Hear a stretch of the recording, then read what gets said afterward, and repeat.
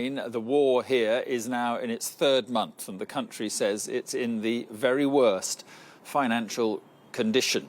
The head of the International Monetary Fund has said Ukraine needs around $5 billion a month just to cover essential services. Well, joining us from Kyiv now is Ukraine's Finance Minister, Sergii Marchenko. Good evening to you, and thank you very much for being with us. And we hear every day about the human cost of this war. Just talk to us about the economic cost, because it must be huge. Yes, for sure. Our economic losses is very drastic, and if you look at figures, it's around 300 million euro per day. It's economic of war. It's our losses on some necessary budget spendings, and if you compare with possible other losses, it will be bigger even. Yeah, the World Bank, I see, has said that the economy is contracting by 45%. I mean, how are you going to deal with that long term if this is a protracted conflict? You see, right now we're looking at a temporary solution. So we need a bridge to a new normal. So to fix the situation for 3 period of these months, we need $5 billion per month, and after that we will try to fix the situation in a way to have some predictable macro forecast till the end of the year and make other changes, maybe in legislation, increase taxes or make some reducing expenses if needed.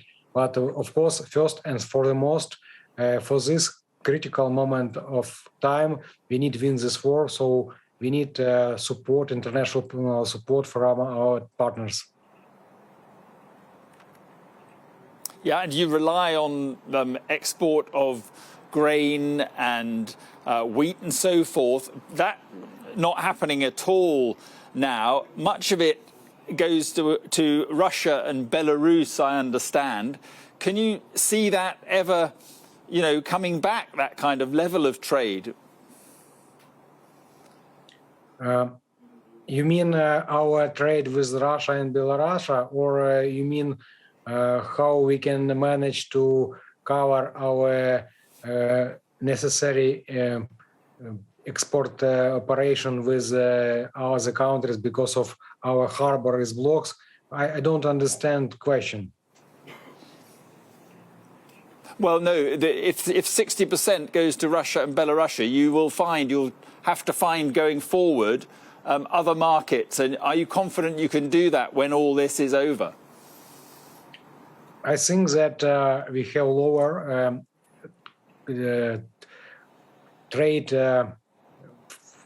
share of our Russia and Belarus. So that's why we can manage to fill this gap with other countries. So now we fully blocked all possible export of goods from Russia and Belarus. So I think that we can manage to find different other sources to fill this gap with resources from Europe, for example. And Sergei, how worried are you about losing your access to the sea if Russia manages to cut off Odessa as well, or it's already blockading Odessa? How worried are you about losing access to the sea? We are in a great worry of that because now it blocked all our grain export. And in Odessa storages, it almost 10 million tons of grain and other agricultural facilities which we can manage to deliver for their final destination. So now we are seeking routes how to export this grain, and it's a very big problem. I don't think it's even for Ukrainian problem. It can absolutely starvation in other part of the world. Because 400 million people depends on our food and agro products.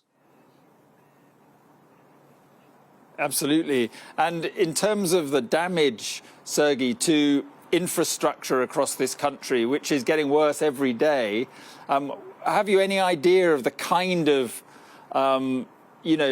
amount of money that the damage is at the moment? How much it's costing at the moment? Do you have any idea? Now we are working closely with World Bank, and we want them to provide us very reliable tool how to estimate these damages. But our internal estimation is around $600 billion US, which we can now calculate. But of course, to be more reliable, we need to, based on some tools, and I believe that World Bank tools can support us to estimate losses more carefully.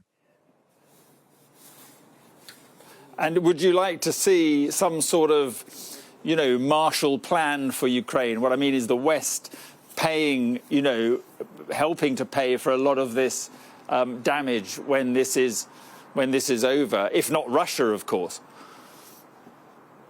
We will prefer Russia payment for these damages because it will be very justable, and of course we rely on assets, frozen assets, which is frozen in EU, United States, Canada, to be seized in a way to help Ukraine to rebuild.